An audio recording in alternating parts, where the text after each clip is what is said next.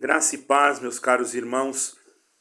Agora se trata da palavra de Deus, irei fazer uma pequena oração, em seguida vou ler um texto que Deus tem preparado para nós aqui no começo desta noite.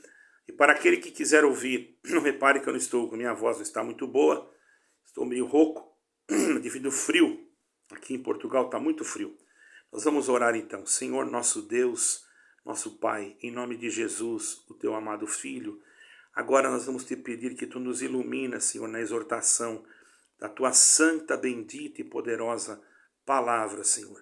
Tu nos ilumina e nos ajuda a transmitir aquilo que é necessário para aqueles que precisam ouvir o verdadeiro Evangelho. Te damos graça por tudo, em nome do Senhor Jesus Cristo, que vive e reina em eterno. Amém. Caros irmãos, sempre tenho orado por todos vocês do canal. Aqui fiz uma pequena oração para dar introdução nessa leitura que nós vamos ler.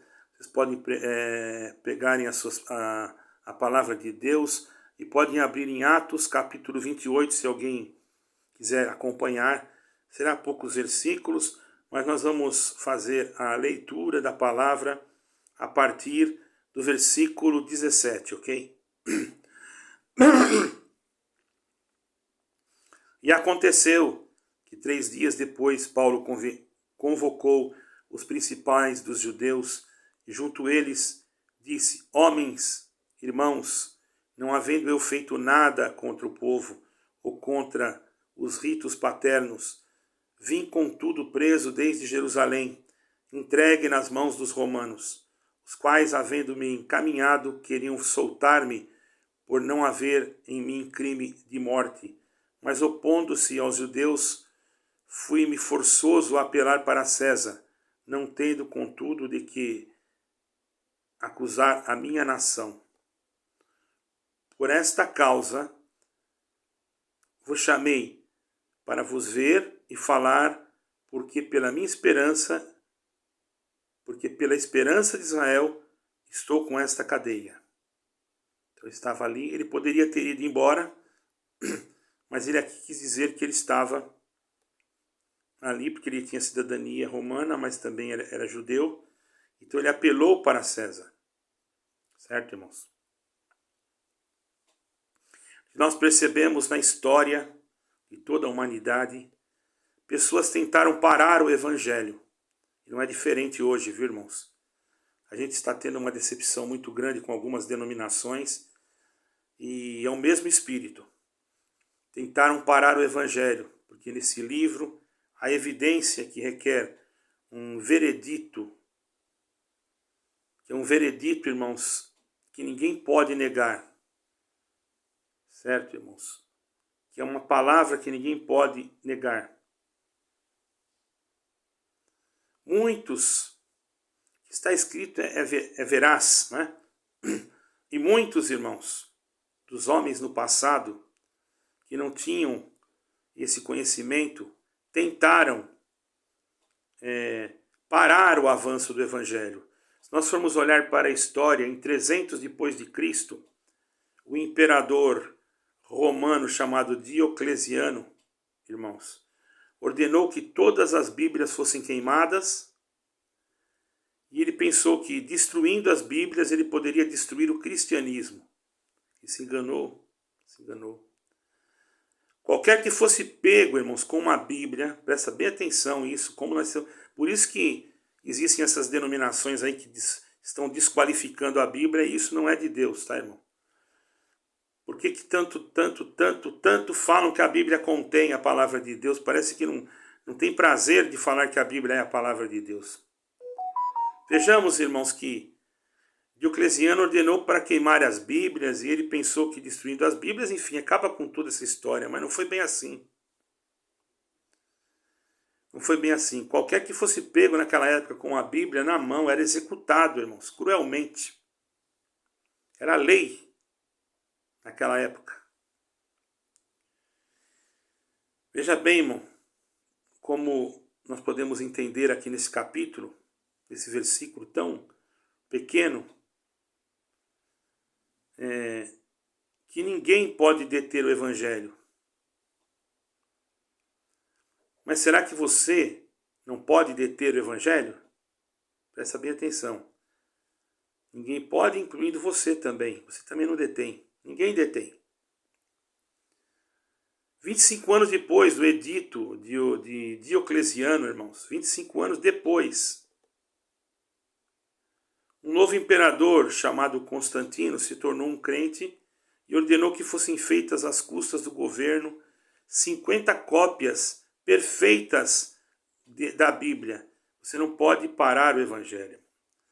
Embora Constantino fez as suas coisas totalmente erradas, mas o que importa é que existia ainda cópias, não originais, mas cópias do evangelho, e elas foram então reproduzidas. Há um filósofo francês, irmãos, que chama Voltaire. E Voltaire fez o possível para destruir o cristianismo também. Veja na história. Voltaire lutou para destruir o cristianismo, reclamando e escrevendo contra ele durante os dias do chamado iluminismo no século XVIII, irmãos. Tudo isso foi para levantar-se contra a Bíblia. Voltaire se gabou, dizendo que dentro de 100 anos depois de tudo aquilo que havia feito, ele conseguiria, mas dentro de 100 anos, depois da sua morte, irmãos, ele pensava que a Bíblia iria desaparecer da face da terra. E não foi o que ele pensou. Veja quantos quiseram perseguir o evangelho. Veja como foi perseguido o evangelho. Nós lemos aqui, né, bem claro, né, que ninguém pode segurar o evangelho, né, irmão? Ele não está preso. Paulo falou isso. Paulo falou com toda a convicção, irmão. Voltaire morreu em 1728, irmãos. E a Bíblia continua viva. É a maravilhosa fonte de sabedoria que nós temos. A ironia dessa história é que quase 50 anos depois da morte de Voltaire, a Sociedade Bíblica de Genebra, irmãos, se mudou para a antiga casa. Para a casa de quem? Desse Voltaire, que disse que a Bíblia ia não ter mais, ia acabar a Bíblia. E usou as máquinas de impressão dele para a impressão e para imprimir milhares de Bíblias. Você nunca pode parar o evangelho. Ele morreu, ele tinha na casa dele uma impressora, e dentro dessa impressora, que já tinha sido feita a primeira imprensa, né, por João Gutenberg, o pai da imprensa, e esse homem tinha uma impressora, e dentro da casa dele, depois que ele morreu, que a Sociedade Bíblica de Genebra usou aquelas máquinas para reproduzirem mais Bíblias, como nós temos hoje, da maneira mais ou menos parecida. Eu não me lembro se já tinha versículos, mas enfim, o Evangelho foi novamente imprimido e todos já estavam novamente. A Bíblia continuava circulando. Sem contar outras e outras histórias, eu poderia narrar outras, mas posso entender que vocês já estão compreendendo. Deus vai fazer com que a sua palavra avance, irmãos. Deus não vai deixar com que a sua palavra seja presa nas mãos de homens que querem impedir que a Bíblia Sagrada seja pregada ou ensinada. Jamais. Deus vai fazer com que o Evangelho prossiga. Deus vai fazer com que a maravilhosa história de Jesus Cristo continue. Porque o governo e o reinado de Cristo continua e vai continuar eternamente. Agora podemos até, irmãos, pensar que há algumas ações que devemos realizar em resposta a tudo aquilo que nós lemos, a tudo aquilo que nós estudamos na palavra de Deus. Temos sim. Nós devemos levar esta palavra avançar com o Evangelho, falar do Evangelho, da luz do Evangelho, pregar Jesus Cristo. Ninguém pode parar o governo de Jesus Cristo. Nós vamos precisar muito, irmãos, de ter conhecimento da palavra nesses últimos dias. E deixar com que Cristo reine em nossas tribulações. Eu quero dizer para vocês, com isso o seguinte, que Deus está realizando uma obra magnífica na terra. Magnífica e cumprindo o seu plano. Que o seu evangelho tem que ser anunciado até os confins da terra. Não adianta esses homens quererem impedir que estudem a Bíblia, que leiam a Bíblia, ou apenas colocam um limite. Você pode ler até aqui. Não busque mais conhecimento. Não adianta. Porque o evangelho vai avançar. Deus vai começar a levantar homens nesses últimos dias com coragem para enfrentar as tribulações, para levar o evangelho avante. Não importa que você seja perseguido na tua instituição, não importa que alguém te despreze, não importa que alguém te jogue fora, importa que você pregue o evangelho de Jesus Cristo, do Cristo verdadeiro, daquele que foi crucificado, que morreu e ressuscitou no terceiro dia. Glória ao Senhor.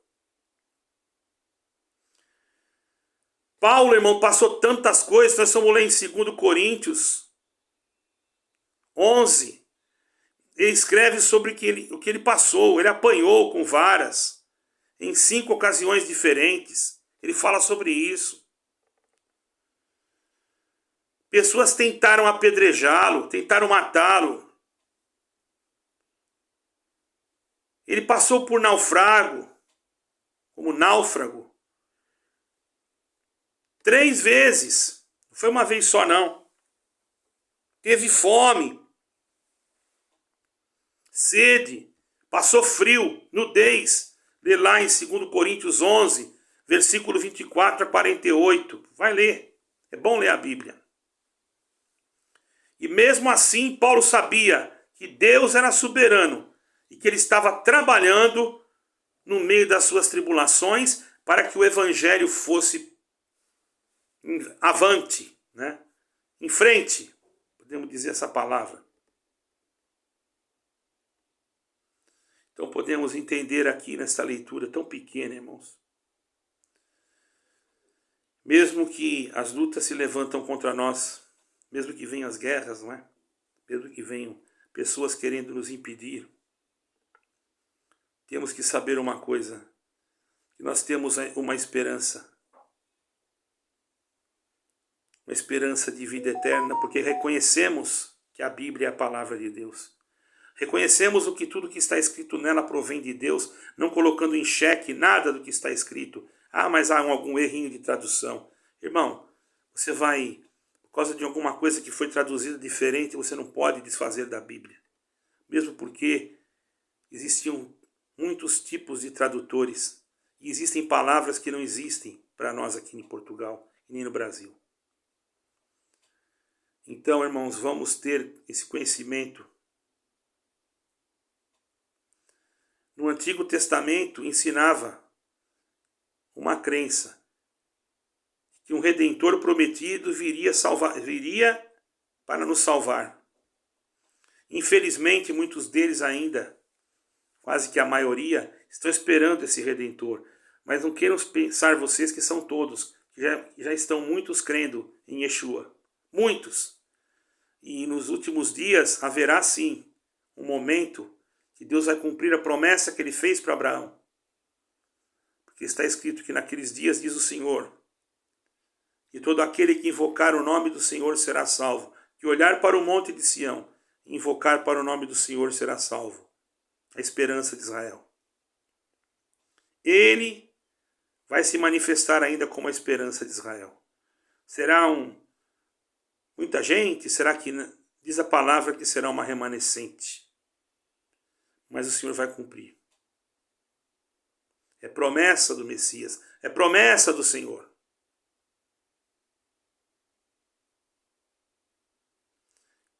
Quando Paulo pregou isso para eles, irmãos, que eles iam ter que aceitar um dia, Paulo quis dizer assim para eles: ou vocês querendo ou não, essa palavra vai cumprir. Ou vocês aceitem ou rejeitem a mensagem que eu vos pregar a vocês, vocês precisam entender que eu estou acorrentado por causa da crença que vocês têm, qual o Antigo Testamento ensina crenças que um Redentor prometido virá nos salvar. Por isso eu fico acorrentado, porque eu sei que vocês também vão ter o direito da salvação. Não posso me desligar de vocês totalmente. Por isso que eu digo, irmãos, cuidado que você fala de Israel. Vejamos, irmãos, que os judeus em Roma ficaram um pouco preocupados quando encontraram Paulo, porque eles não tinham escutado muito sobre a tribulação, sobre essas coisas. Se bem que eles já viviam uma tribulação, não é?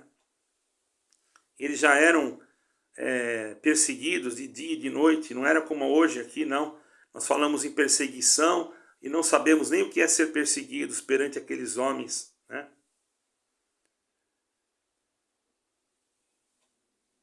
Mas estavam firmes ouvindo sobre Jesus Cristo.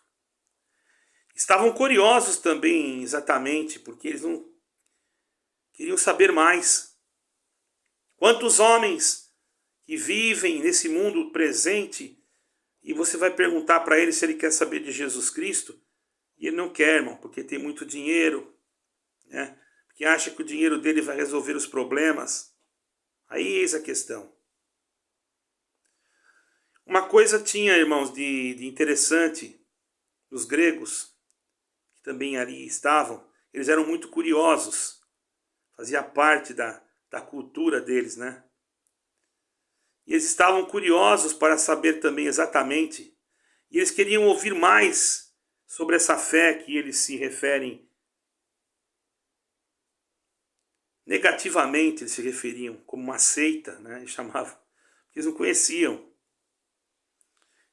Interessante, a palavra grega, irmãos, original, aireses, é a palavra a partir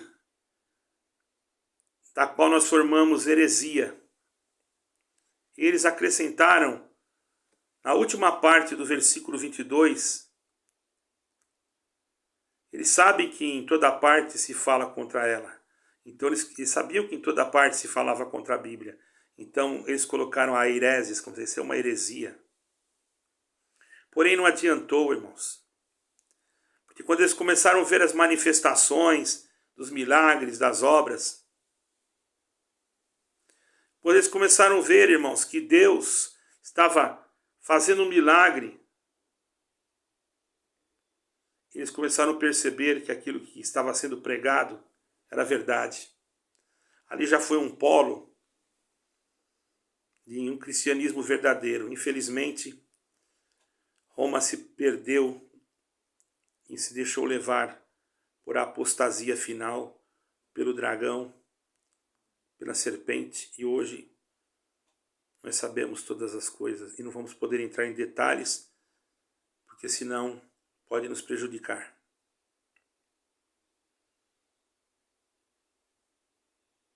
As coisas, se você estiver com Deus, sempre serão tranquilas para você, mesmo no momento da tribulação.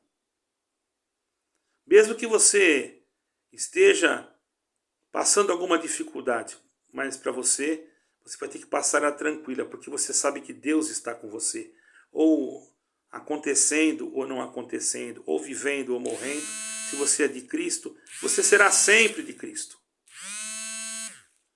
Presta bastante atenção naquilo que Deus está me dando a graça de pregar para você.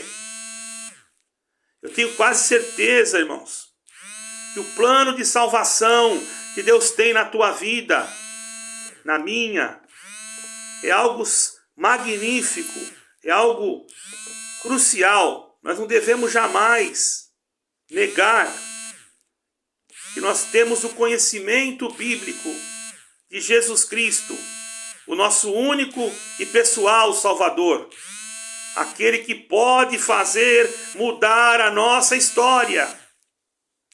Então não deixe ninguém pisar na sua Bíblia, não deixe ninguém ir contra aquilo que você crê, não deixe ninguém bater de frente naquilo que você crê, mas continua firme no teu propósito. Porque se você ficar firme no teu propósito, irmão, ensina, prega, exorta, não importa com essas denominações que não querem que você aprenda. Irmãos, vocês perceberam aí um barulho? Alguém ligou para mim. Eu não sei se isso vai passar aí na gravação, mas medita.